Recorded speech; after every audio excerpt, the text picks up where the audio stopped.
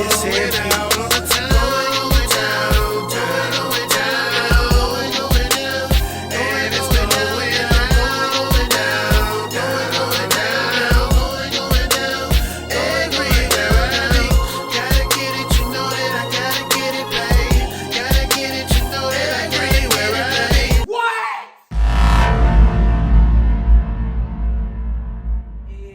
a beautiful day in the neighborhood.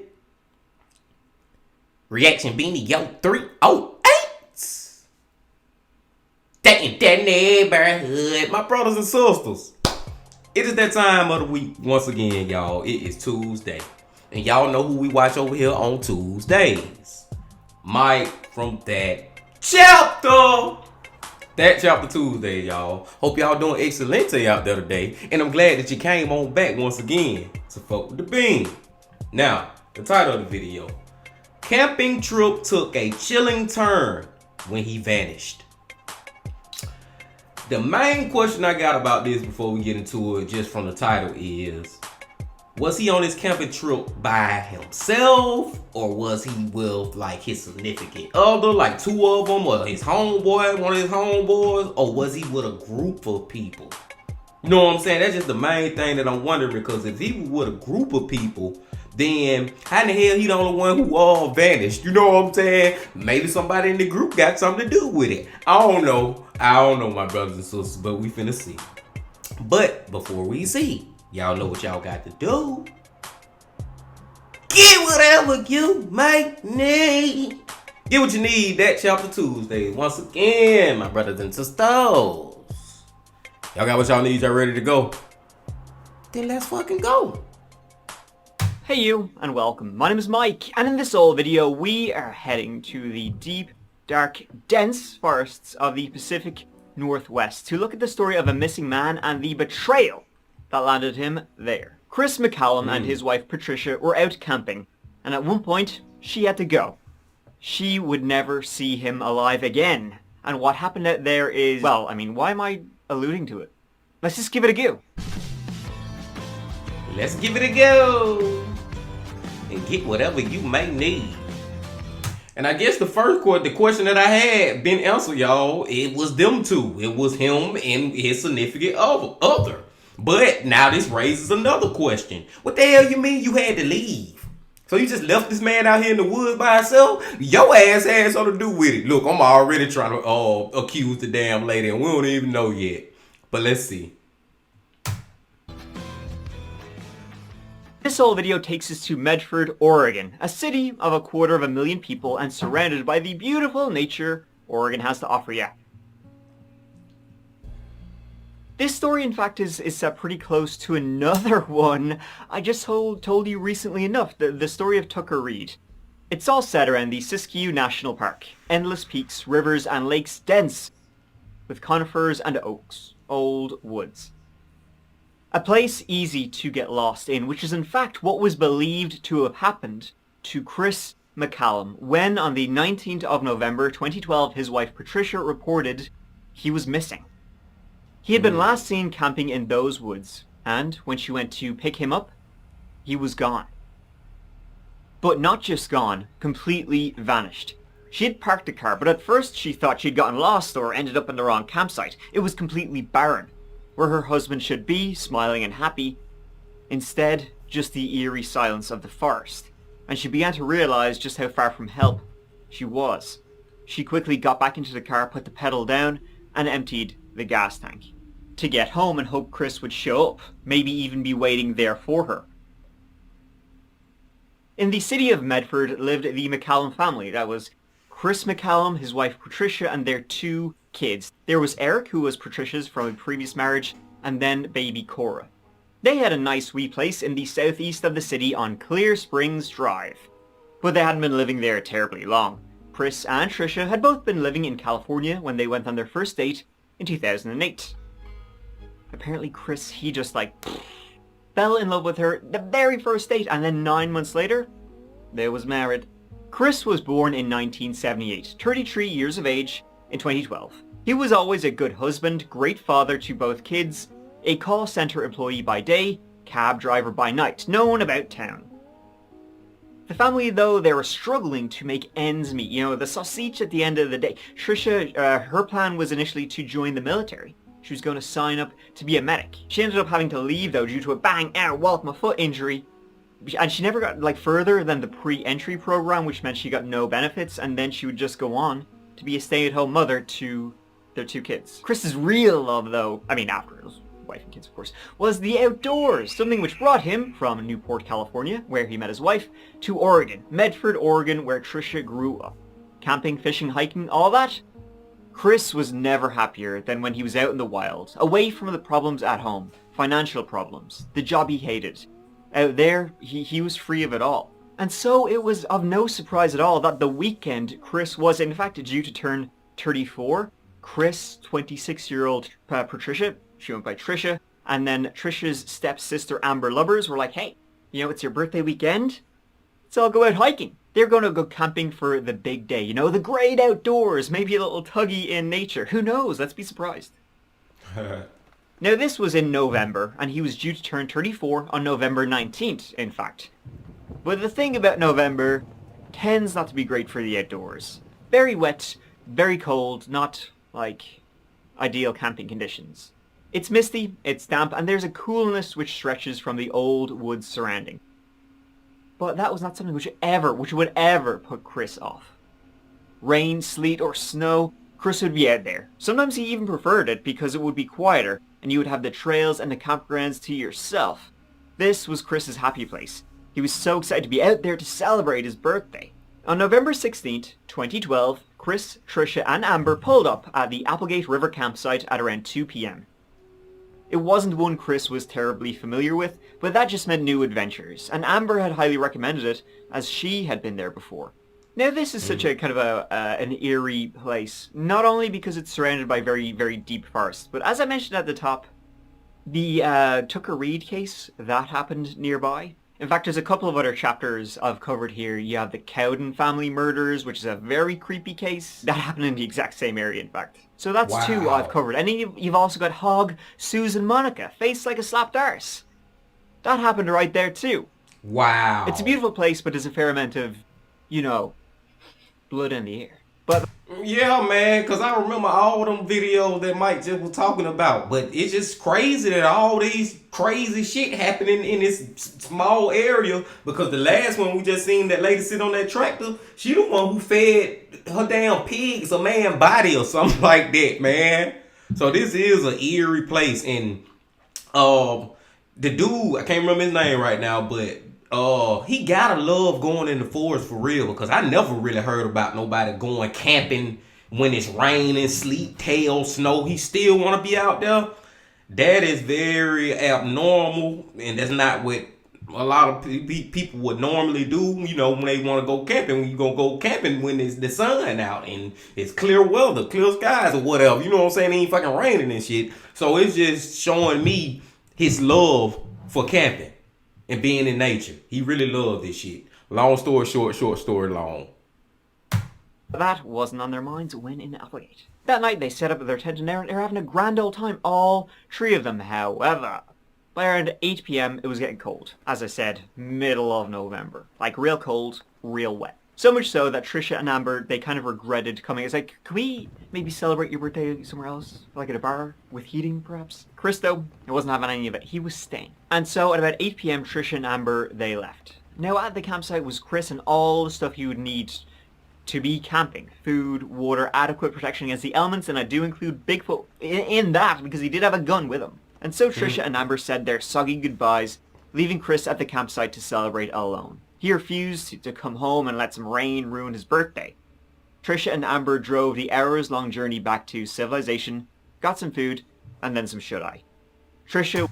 But do y'all believe this story? Do y'all believe this is what actually happened? Because I don't know if I believe this shit or not. Trisha and Amber probably got something to do with this, man. They probably killed that man, then left or then dumped him somewhere deep off in the woods or something. You know what I'm saying? That's a possibility. Okay, I guess they can use the excuse that they ain't want to stay out there because it was getting cold as fuck and it was raining. And I guess I can understand that. But I don't know if I believe it yet. It was up then before dawn to get back to Chris now that the rain had eased off, and she didn't want him to be there too long by himself. At like 5 a.m., Patricia returned to the campsite. Hey, happy birthday! Came to pick him up after he spent the night there by himself. Only he wasn't there. Crazy. The camp wasn't there. Absolutely no sign of Chris at all. No tent, no messages, no nothing. It was like in the middle of the night he upped sticks and vanished into the woods. Or Bigfoot. It was on the 19th that Trisha reported him missing, calling up the local police department. Now, she waited a couple of days because she was like, it's kind of typical of Chris when he gets like in a bit of a huff, and apparently he was in a bit of a huff when they left because he was like, it's my birthday, I'm determined to stick it out, and they weren't. So he wasn't in the best of mood when they were leaving. And she was like, well, when he gets like this, sometimes he just goes off and he'll usually be back, but he wasn't coming back at all.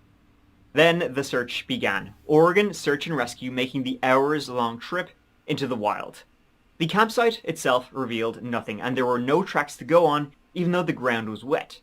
So, from there, on the 20th of November, they spread out following the Applegate River, as he likely would have stayed close to it.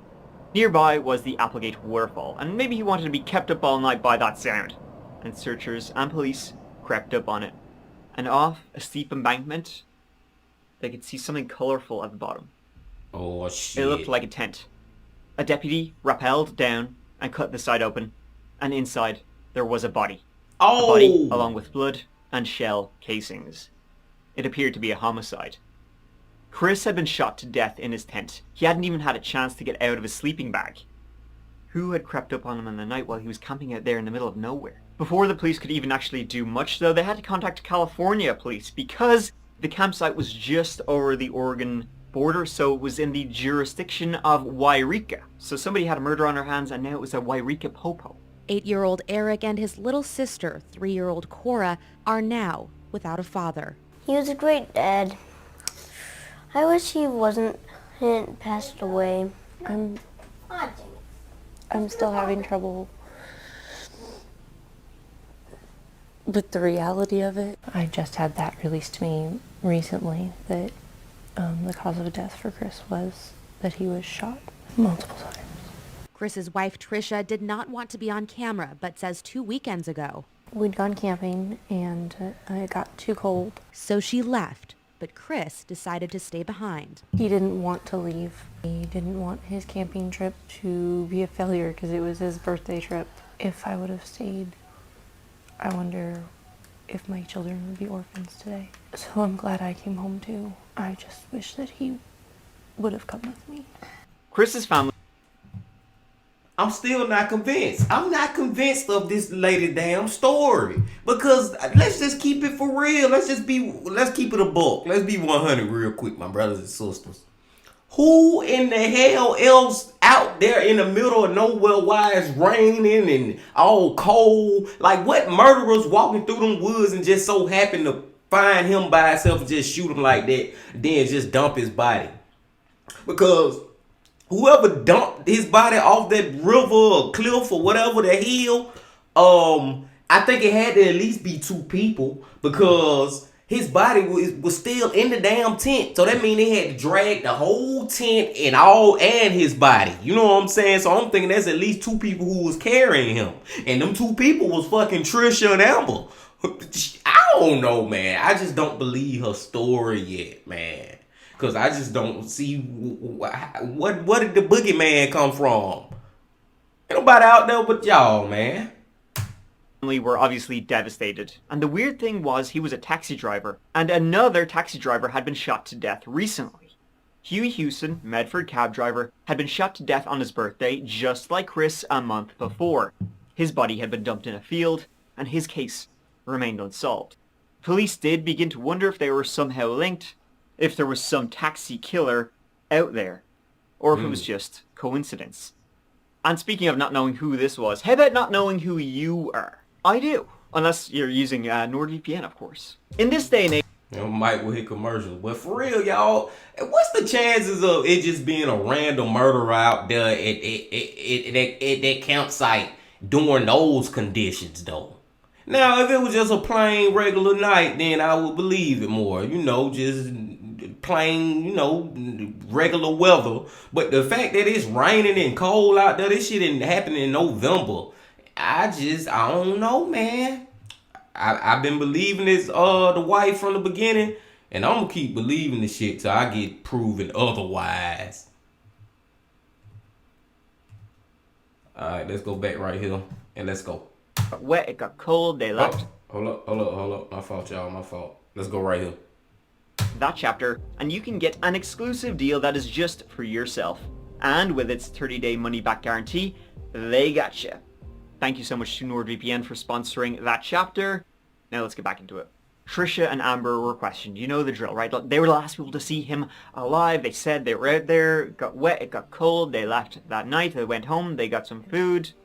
Their stories matched. Detectives are still searching for clues in the death of a Medford man. And at the scene itself, not much to go off of. The campsite had been cleared. Only remained was a glove and some tent poles in the fire. There were, however, a few shell casings around the area. Some were old, a campsite, some yeehaws out there gonna yeehaw, but some of the shell casings were brand new and found to come from the firearm that had been left with Chris. A firearm that was now nowhere to be found. Chris had been shot to death in his tent and then everything was thrown off the embankment. Trisha said she had left the gun, so had somebody snuck into his tent while he slept and used it on him. Other than that though, the constant rain washed everything away.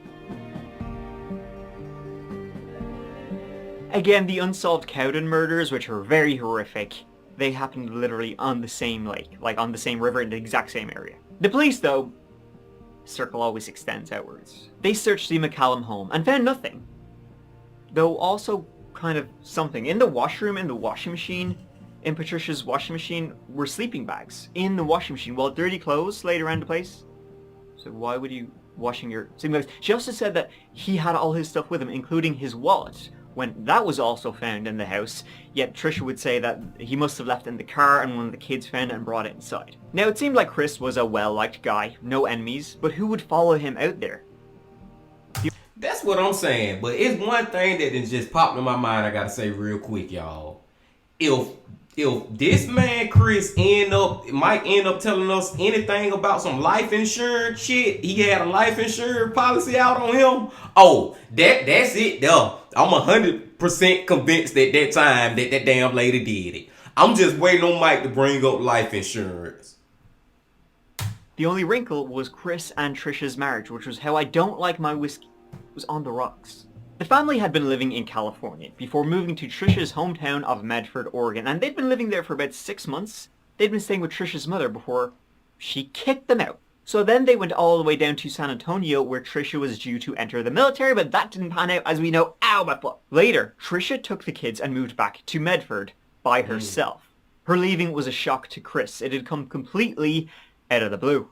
Chris ended up following her back to Medford. Chris was completely shocked that she would just up and leave and take the kids, like just abandoning him down while he was stuck in San Antonio with a lease on a house, so he couldn't exactly run back after. It seemed like she just completely one day just cut ties with him. And Chris, he had grown up. His parents had divorced when he was quite young, and it was a very difficult divorce. He had been old enough to witness it all, and he didn't want his kids going through the exact same thing he had gone through. He would do anything for them. He was paying all of Trisha's bills, full child support. Every penny was going to her. He was working his 2 jobs, and he was trying to get back with Trisha for the kids, if nothing else. But he still loved her. Had since they went on their first date back in Newport, California. But it seems like once again the old is where the problems began. He would send her texts like this. Are you going to live this marriage or not? You run into huge financial crisis. You begin to tell me you love me. Except the day before I pay the bills, you're with another guy. Wow. See, Trisha had other plans. She was hunting for an online sugar bondage daddy. That's a word. It appears that while Chris was desperate to get back together and provide, Trisha wasn't interested. Whether it was her own dreams falling apart or whatever, she'd come to resent him. Resent where she was in life. She was looking for an escape. She had the collar, her sugar daddy's collar that she would wear all the time, as well. So something she wore kind of like around the house, wore in front of Chris, wore in front of her kids. And Chris was not too keen on that. Eventually, though, in August 2012, Chris and Trisha reconciled, moving back in together. and that was going about as well as you think it would. The police really began to hone in on Trisha. She seemed like an odd fish. Then they found a camera, right, that was on the trail going to the campsite. They wanted to see if anybody else had been there, anybody had been following them, yada yada yada. No one else had been there, and I mean no one. Trisha never went back the morning she said she did to pick up Chris. She never returned to the campsite. Trisha was full of shit. But remember, Trisha was not alone that night. Her stepsister, Amber Lubers, had been there with her. Both Trisha and Amber were taken into custody almost 3 weeks after the murder of Chris on December 7th. Officials have been searching for clues leading to an arrest, and according to the Siskiyou County Sheriff's Office, these arrests resulted from an exhaustive and extensive criminal investigative effort. Trisha's family, however, doesn't buy that she would murder her husband, claiming the arrest is suspicious on the detective's side.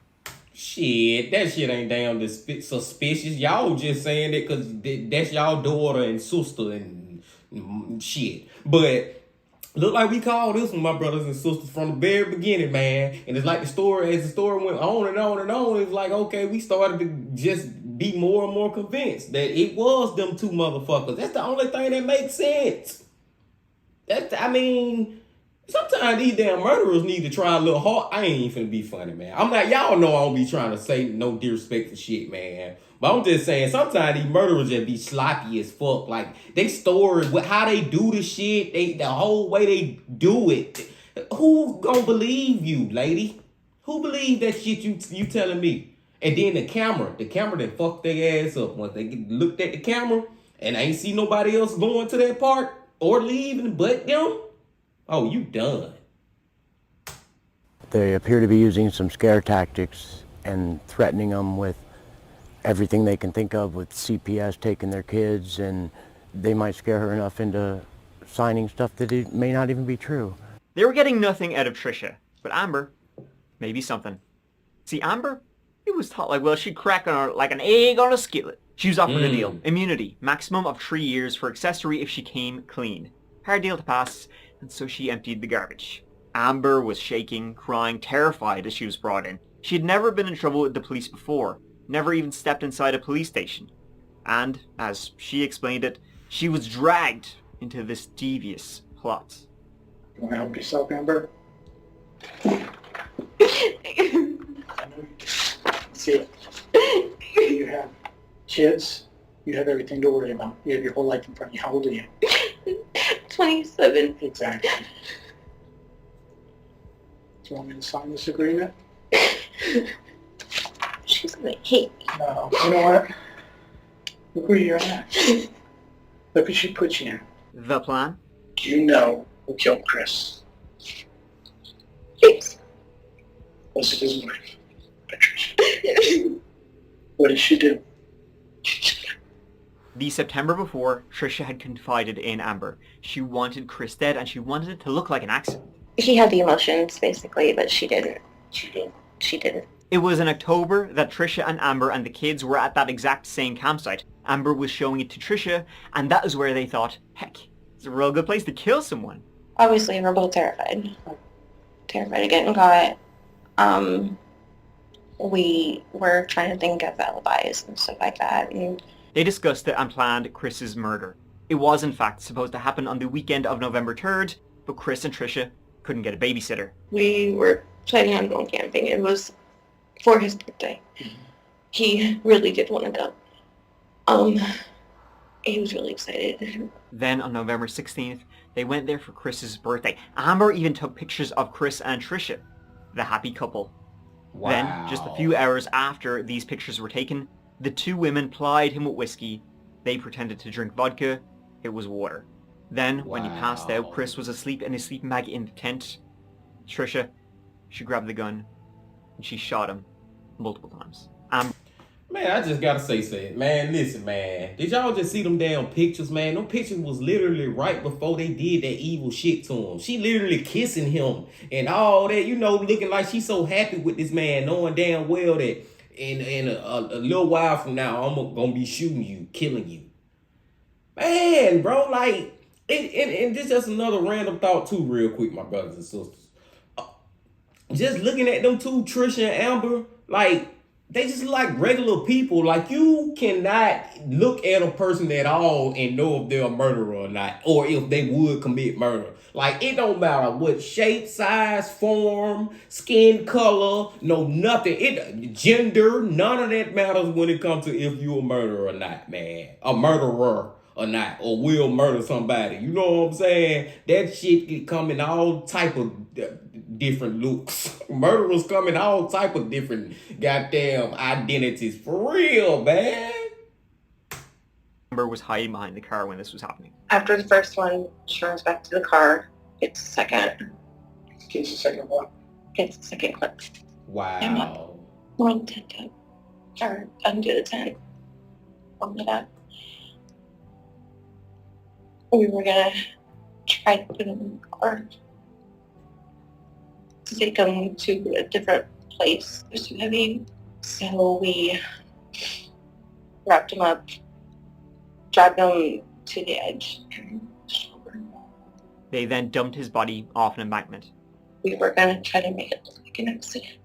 To lure him to the edge is what you're saying? Yes. And somehow push him over an edge. That was plan C, by the way. Plan A was to push him off a cliff to his doom. Plan B was see, there was the river there, and they were like, hey Chris, we really wanna cross this river, but you know, we need somebody to go over first with a rope to set it up for us so we can, you know, shimmy. So Chris tried to cross the river with a rope tied around his waist. Amber and Trisha were holding onto it. And at one point, while he was like midway through the river, they jerked it, hoping he would slip. Current would drag him down, he would drown. He only slipped a little and he recovered, and he was really pissed off, saying, hey, you could have killed me. They could have, and they did. But why? Well, do I really need to... I fucking called it. She needed the money, and he was saying you'll only get the money if you have me also. She only wanted 50% of that equation. I fucking called it. Trisha pleaded not guilty to first-degree murder, but with Amber as a witness, it was all dog shit for her. Patricia McCallum was sentenced to 50 years in prison. Amber Lubers only ever served 8 months in jail. Wow. And that is the end of that chapter. A really sad, spooky story of betrayal, being betrayed by, you know, those you love out in the middle of these dark forests. Chris, a guy who just wanted to be there for his kids. Unfortunately, he was entering the web of a Black Widow. Or something like this. Pretend I said something to that effect, but it just sounds better than what I just actually said. But for any of you folks in Southern Oregon or in Northern California, here's another case which is in that area, and there seems to be a lot of them. I'll probably cover more. Definitely one involving Bigfoot someday, though I'll probably save that for the podcast. I said it before and I'll say it again, I'm coming for him. Thank you so much for watching. I really appreciate you being here, watching this whole video. It means so much to me. Thank you. Yeah. Hey, listen, next whole video, a couple of days, so check it out. But if you can't wait, please check out the That Chapter podcast, where there's links down below, or just go onto whatever you do for podcasts, Spotify or whatever you use. Just search That Chapter podcast and it'll come up, where there's a whole host of other stories which I tell with my good buddy. Give it a go, and I'll see you real soon. But, you know, take care of each other. And take care of yourselves. That'd be good too. Because I love you. Mike out. Hey man, Mike is fucking amazing, y'all. Like, real talk, man. He just so top of the line when it comes to telling these true crime, horror, dark, deep, and mysterious what is going on type of stories. Like, he creme de la creme. He at the top. Like, shout out to Mike, y'all. But as far as this story go, my brothers and sisters, oh man, like I said, these damn, we literally, like, when we go in Walmart or the gas station or even at work, anybody you looking at could potentially be a fucking killer. Have killed somebody, will kill somebody in the future, thinking about killing somebody. Like, the way they planned this shit and had all these different options, and they tried the first one. They tried to kill the man when he was taking the rope across the damn river, but that ain't work. You know what I'm saying? Like, they was determined to kill this fucking man. But I called it, y'all. We called it from the beginning when we were saying that, nah, it gotta be them. I'm thinking it's them. But like I said, man, that fucking life insurance, I knew it was coming.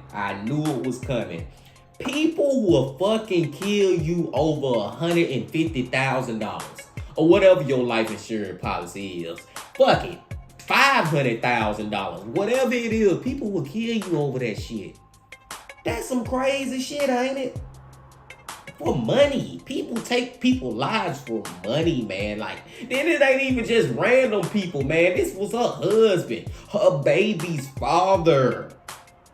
She got her damn children on the fucking news saying all this sad shit, you know what I'm saying? And it's real to them because they actually lost their damn daddy. But you got you parading your kids on the news.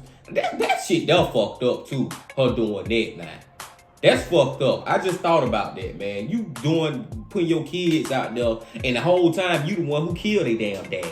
That is so fucked up. That's why, man, god damn, man. I'm glad that her kids got away from her. I hate that they lost their father for the rest of their life. But she most definitely should have never been a mother.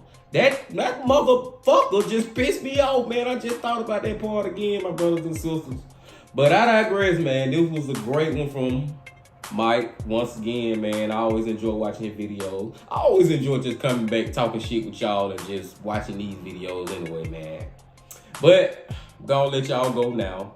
But before y'all leave, please hit that like button. Get us out in the algorithm or get more people to the channel and join the family and all that. Comment, subscribe, and all that too.